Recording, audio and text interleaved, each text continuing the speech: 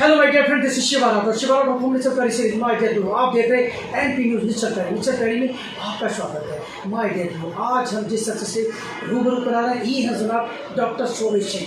शोभित सिंह जी मैत्री हॉस्पिटल से हैं और शीशागंज से जिला फिरोजाबाद यूपी से बिलोंग करते हैं। माय डियर व्यूअर, ये अपने एरिया के नहीं, ये ज़िले में जाने माने डॉक्टर हैं, एमडी हैं। तो आज हम हृदय रोग से लेकर और शुगर को और कोलेस्ट्रॉल को लेकर बहुत सारी बीमारियां जो लोगों में आम जनमानस में पाई जाती हैं, जिससे लोग परेशान रहते हैं। तो आज हम आपको बड़ी ही वो बीमारियां जिससे कई दिन मृत्यु होती है लोगों की, आप अखबार में देखते होंगे, आप टीवी में देखते होंगे, कई चैनलों पे आपने देखा होगा कि हृदय के बारे में बहुत डिटेल जानकारी आती है, शुगर के बारे में डिटेल जानकारी आती है। आज हम डॉक्टर शोभित जी के द्वारा आपको सघन बीमारियों के बारे में मालूमात कराते हैं। डॉक्टर साहब जय Hind.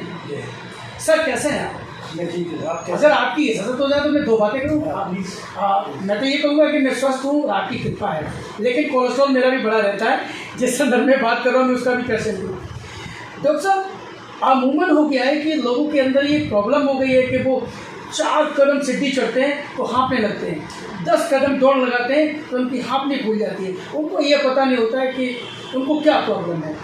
Tell me right now कि हार्ट का अगर पेशेंट है तो उसे कैसे पता लगेगा, सिम्टम्स क्या है हार्ट के, कि उसे कैसे मालूम पड़े कि ये गैस की डिजीज़ नहीं है, ये हार्ट की डिजीज़ है। क्योंकि सिम्टम्स मिलते हुए जुलते होते हैं, कभी लेफ्ट साइड में दर्द होता है तो कभी राइट साइड में दर्द होता है। मैं खुद पेशेंट हूँ, मैंने कई बार ये समझा मैं पेशेंट हार्ट का हूँ, मुझे लगा कि मेरे को गैस का दर्द है।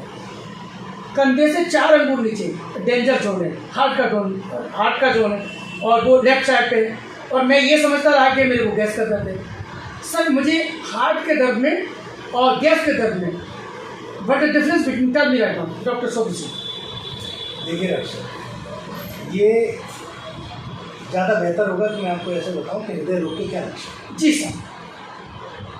इस बात में कोई दो राय नहीं कि हृदय रोग युवा होती है। अभी प्रैक्टिस में देख रहे हैं कि 20, 22, 24, 30 वर्ष के लोगों को हृदय रोग से पीड़ित है। 40-42 की उम्र में मृत्यु हो जाना तो एक कॉमन सी बात होगी। हमने बड़े बड़े दिग्गजों को, बहुत नामी गिरामी लोगों को ऐसे अखबारों में समाचार पढ़े कि जैसे जिम में एक्सरसाइज कर रहे थे और उनका देहांत हो गया, या फिर स्टेज पर के जैसा सिंगर स्टेज पर गाना गाते गाते हार्ट अटैक हो गया, राजू श्रीवास्तव जैसा कॉमेडियन हार्ट अटैक के कारण मृत्यु हुई, अभी एक कार्डियोलॉजिस्ट सोते सोते मरते हैं। इन सब का कारण हार्ट अटैक है। और ऐसा नहीं है कि स्टेज पे नाच रहे थे, उस वक्त नाचते नाचते अचानक से उनको हार्ट अटैक आया और उनका देहांत हो गया। उनको वो लक्षण ज़रूर आए होंगे कुछ, जिनको उन्होंने नज़रअंदाज कर दिया। हाउ कैन पॉसिबल कि मेरे को ये कैसे संभव है कि मुझे ये पता लगे व्हाट द डिफरेंस बिटवीन ये गैस का दर्द है और ये सिम्टम्स गैस के और ये सिम्टम हार्ट कैंसर। ये बताइए, I want difference between heart and जो पेन होता है वो गैस का पेन क्या है और हार्ट का पेन है। Tell me right now sir. Heart का पेन बहुत स्पेसिफिक है, वो चेस्ट में मध्य से यानी सेंटर से जी लेफ्ट साइड की तरफ जाएगा, जी रेडिएट करेगा, जी जी लेफ्ट आर्म में रेडिएट करेगा या लेफ्ट अंडर आर्म में, जी कभी कभी वो जबड़े तक भी लोगों को महसूस होता है। जी पेट का खोल जाना या पेट में घबराहट हो जाना या शौच करने की इच्छा हो जाना, ये भी एक बड़ा कॉमन सिम्पटम है हार्ट पेशेंट। परंतु जो चीज़ बहुत इम्पोर्टेंट है ये कि जब भी हार्ट इन्वॉल्व होगा तो घबराहट होगी, हार्ट में दर्द होगा तो पसीना निकल जाएगा और दर्द रेडिएट करेगा। हार्ट का दर्द में जैसे आप बता रहे हैं कभी मेरे लेफ्ट होता है कभी राइट होता है, ऐसा नहीं है। हार्ट का दर्द स्पेसिफिक जोन में है। अगर गैस का, जैसे लोग कहते हैं कि मेरे गोला सा उठ रहा है और कलेजों में जलन सी है, या फिर कभी लेफ्ट में महसूस करते कभी राइट में महसूस करते, तो हम क्या समझ सकते हैं? गोला सा उठना और जलन ये हार्ट के लक्षण है, परंतु फिर भी क्योंकि हम बहुत ही गंभीर मुद्दे पर बात कर रहे हैं। हम ये मान के चलिए कि आपको जो चीज़ सेंटर ऑफ द चेस्ट में है और लेफ्ट साइड की तरफ है, तो आप उसको किसी भी चीज़ से कंफ्यूज मत करिए, उसको मान लीजिए कि हृदय रोग है और उसकी जितनी जल्दी हो जांच करा लीजिए। आप ये कंफ्यूजन हो जाएगा कि डॉक्टर साहब ने बताया था कि गैस की ऐसा लगे गोला सा है तो ये गैस है, ये कभी भी हो सकता है। व्यूअर्स, आप जैसा देख रहे हैं कि मोस्टली लोगों को ये पता होता है कि गैस का दर्द है, लेकिन वो दर्द हार्ट का होता है और धोखे में लोग चले जाते हैं। हम नेक्स्ट सवाल डॉक्टर साहब से करते हैं। डॉक्टर साहब, मैंने ऐसा देखा है कि लोग जैसे घर में हैं, सीढ़ी चढ़ रहे हैं, तो उन्हें लगता है कि हम हो सकता है कि मुझे सांस का मरीज हो या मेरे को सर्दी लग गई है इसलिए मेरी सांस फूलती है। लोगों से भागने दौड़ने के लिए बोलो तो उनकी सांस फूल जाती है, या कोई 10 किलो वजन लेके चलते हैं तो उन पर हाँफनी फूल जाती है।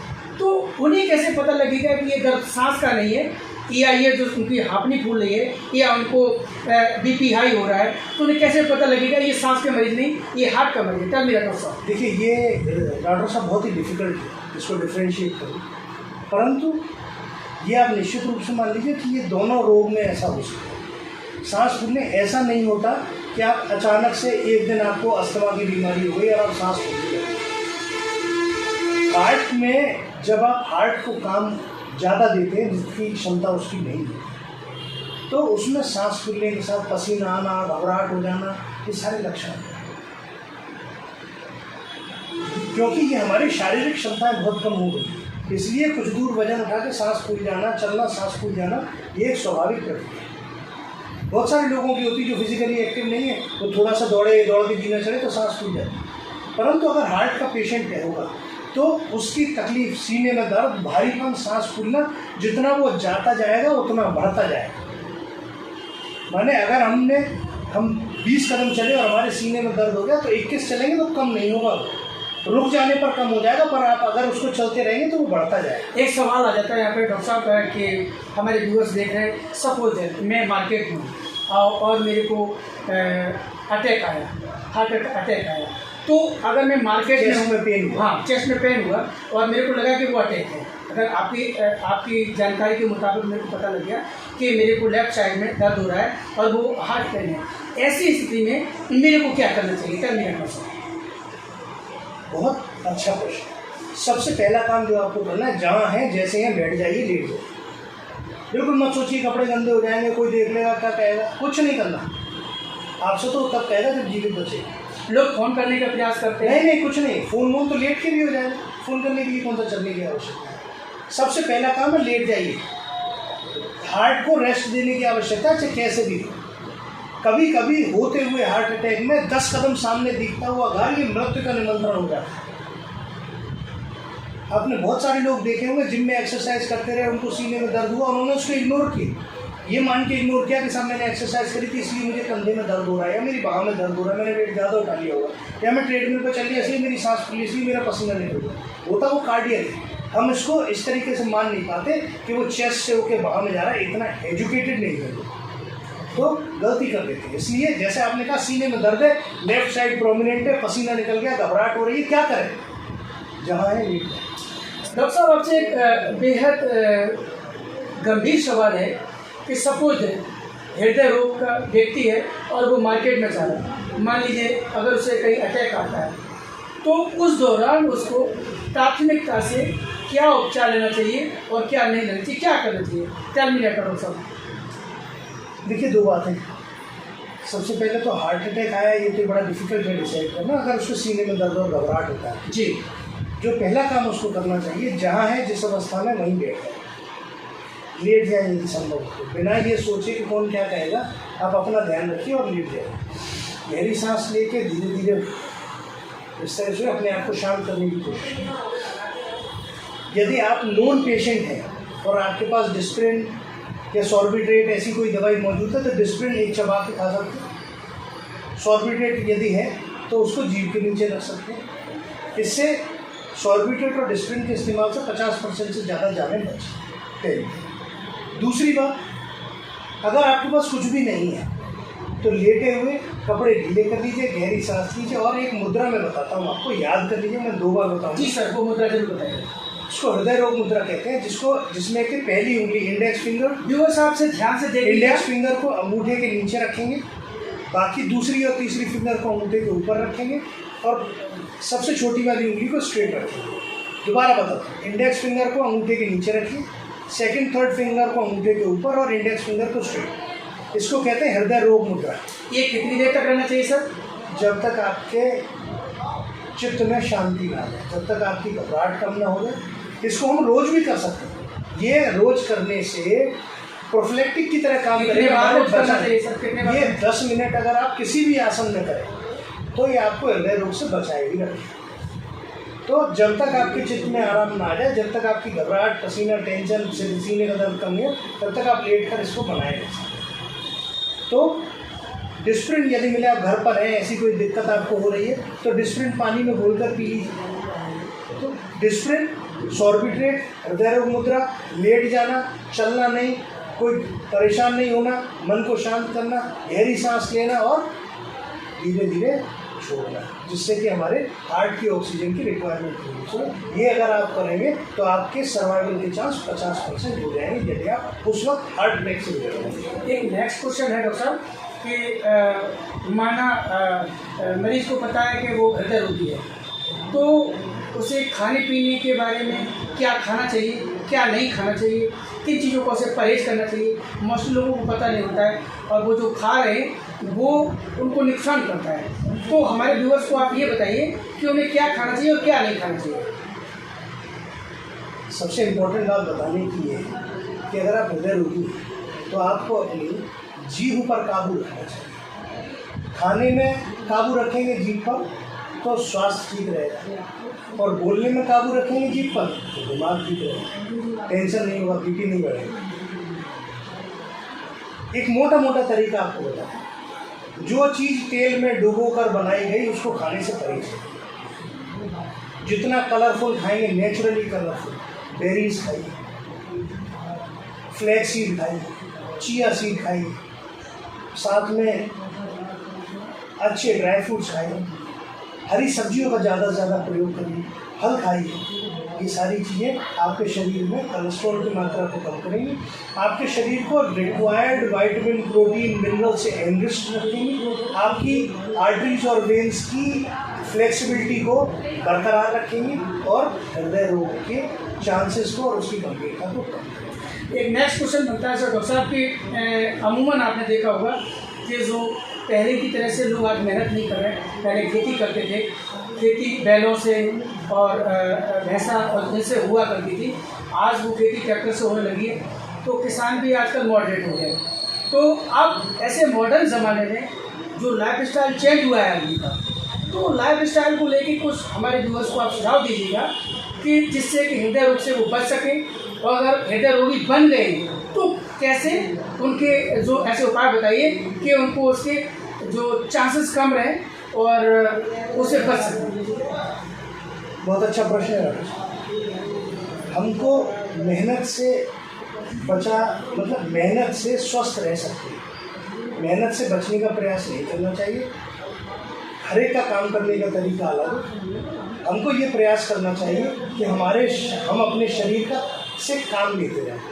अगर आप खेती नहीं कर पा रहे हैं या फिर मॉडर्नाइजेशन की वजह से आपकी फिजिकल एक्टिविटी कम हो गई है, तो जैसा कि अमेरिकन हार्ट एसोसिएशन कहती है कि 150 मिनट 7 दिन के अंदर, माने हफ्ते में 5 दिन 30 मिनट प्रतिदिन 5 दिन हमको ऐसी एक्सरसाइज करनी चाहिए जिससे हमारा पसीना निकले। दूसरी चीज़, अगर हम ये नहीं कर सकते तो हमको ये प्रयास करना चाहिए कि थोड़ी तेज़ रफ्तार में हम 30 मिनट रोज़ चलें, जिससे कि 210 मिनट एक हफ्ता हम चलें।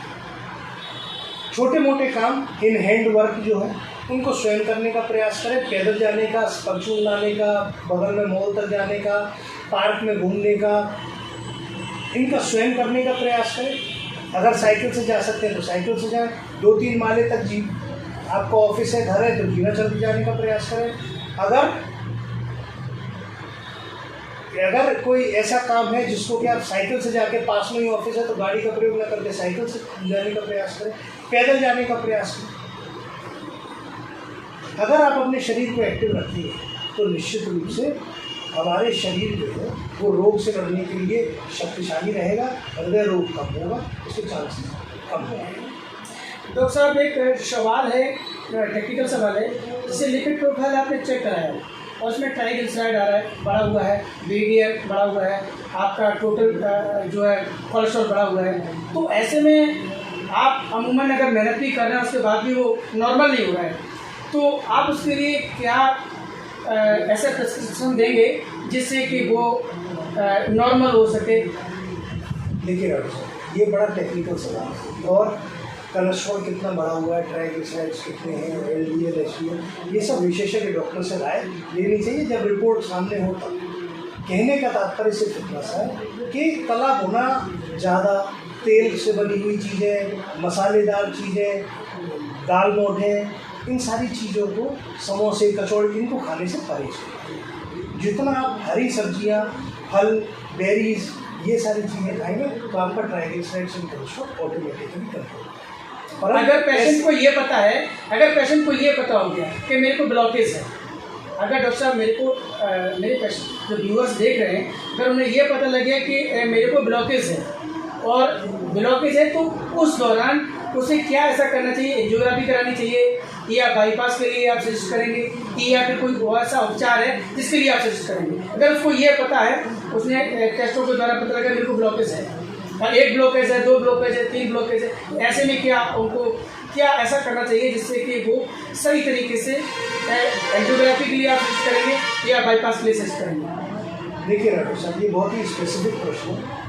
ब्लॉकेज है ये पता एंजियोग्राफी से ही चलेगा, कितना ब्लॉकेज है ये एंजियोग्राफी से ही पता चलेगा, और उस वक्त पता चलने के बाद ये डिसाइड होगा कि इस पेशेंट के लिए बाईपास ज़्यादा फ्रूटफुल रहेगा या स्टेंटिंग ज़्यादा फ्रूटफुल रहेगा। इसलिए ये तो पेशेंट टू पेशेंट डिफर करेगा। हम लोग एक स्पेसिफिक डायग्राम नहीं बना सकते सबके लिए कि साथ आपको इतनी ब्लॉकेज है तो आपके साथ ये है। वो तो किस जगह ब्लॉकेज है, क्या वो बाईपास के लिए हो सकती है उस पर बाईपास, या इसके लिए स्टेंटिंग अच्छी रहेगी, तो ये इसके ऊपर निर्भर करेगा। ये पिक्चर हर एक पेशेंट की अलग होगी, तो स्पेसिफिक बात बता पा रहा हूँ जो कि सबके लिए हो, ऐसा ट्रीटमेंट में नहीं हो सकता क्योंकि बहुत ही गंभीर है। जैसे कि लोग स्टंट डलवाते हैं, एक सवाल है सर, इससे ऊपर का सवाल है कि जैसे लोग स्टंट डलवाते हैं, कुछ लोग कहते हैं कि हमारा स्टंट डलवाना सफल हो गया, कुछ लोग कहते हैं कि स्टंट तो पड़ गया उसके बाद भी उनको अटैक आ जाता है, तो ऐसे में हमारे जो हृदय रोगी हैं तो उनको क्या आप सलाह देंगे सर? देखिए, सबसे पहले जब आपको जांच के बाद ये पता लग गया कि आपको ब्लॉकेज है और आपका स्टेंट डल गया, उसके बाद उस जगह पर ब्लॉक होना तो बहुत मुश्किल है। दूसरी किसी जगह अगर आपके फूड हैबिट्स ठीक नहीं हुई, कोलेस्ट्रॉल वैसे ही आपका बढ़ा रहा और आपके खाने में चर्बी की मात्रा भी उसी है, तो ब्लॉकेज दूसरी जगह हो जाएगा। एक जगह स्टेंट डालने से ये नहीं हो पाता है कि इसमें जो अब आगे ब्लॉकेज नहीं होगी, क्योंकि नस तो आर्ट की बहुत लंबी है, उसमें तो किसी दूसरी जगह ब्लॉक हो जाएगा, वो दूसरी दिक्कत बनाएगा। इसलिए अगर एक बार आपको ये पता चल गया कि कोलेस्ट्रॉल और लिपिड प्रोफाइल में आपके गड़बड़ है, तो आपको अपनी जीभ को काबू में रखने की आवश्यकता है। अगर स्टंट सही पड़ जाए, अगर वो काबू में रखता है, तो स्टंट डलने के बाद आदमी की औसतन आयु कितनी रहती है? देखिए, स्टेंट अगर डल जाता है और आदमी ढंग से रहता है तो औसत आयु का कुछ भी फिक्स नहीं है। आप 50 साल की उम्र में स्टेंट डालने के बाद 50 साल और जी सकते हैं, इसमें कोई, परंतु ये हमको ही तय करना है कि हमारी लाइफ स्टाइल अगर चेंज हो जाती है तो। अगर हम योगा भी करते हैं, एक्सरसाइज भी कर रहे हैं, खाना भी हम अच्छा खा रहे हैं, अच्छा खाने से मतलब जो हार्ट के लिए अच्छा है ऐसा भोजन कर रहे हैं, घी चिकनाई, बाहर के खाने से परहेज कर रहे हैं, घी चिकनाई से बच रहे हैं, तो हार्ट बिल्कुल वैसा ही हो जाएगा स्टैंडर्ड के जैसा कि नॉर्मल होता है। डॉक्टर साहब, आपने बड़ी बेशकीमती जानकारी दी है और निश्चल पैरी जितना भी व्यूअर्स है, माय डियर व्यूअर आप देख रहे हैं, डॉक्टर साहब ने बड़ी बेशकीमती जानकारी दी, जो आपने बेशकीमती समय दिया, इसके लिए मैं बहुत बहुत धन्यवाद आपको करता हूँ। और माय व्यूअर्स जो आप देख रहे हैं, अगर कोई सवाल है आपका हृदय रोग से लेके कोई सवाल है तो आप कमेंट बॉक्स में जाके आप अपने सवाल को टाइप करिएगा और मैं डॉक्टर साहब से पुनः जब भी इंटरव्यू लूँगा तो आपके सवाल को ज़रूर मैं दोहराऊँगा कि वो सवाल जो आपने लिखा है मैं पूछूँगा।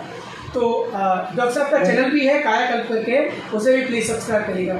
हाँ जी बताइए डॉक्टर साहब। मैं जाते जाते एक बात और आपको बताऊँ। जी सर। अगर डायबिटीज़ के पेशेंट को चेस्ट पेन होता है, माने हार्ट अटैक की शिकायत होती है, तो उसमें चेस्ट पेन का जो पार्ट है उसमें कमी आ जाती है, माने सीने का दर्द उतना नहीं होता डायबिटीज़ के मरीज, उसे सिर्फ घबराहट व अन्य लक्षण ही ज़्यादा महसूस होते हैं। तो इसलिए इस बात का ध्यान रखने की आवश्यकता है। डायबिटीज़ के मरीज को, अपना हर मरीज को, जो भी मरीज है, हृदय रोगी है चाहे वो डायबिटीज़ है, आपको रेगुलर चेकअप कराना चाहिए, प्रशिक्षित डॉक्टरों से दवाई और निरंतर दवाई खानी चाहिए और परहेज करना चाहिए। आप पूरी आयु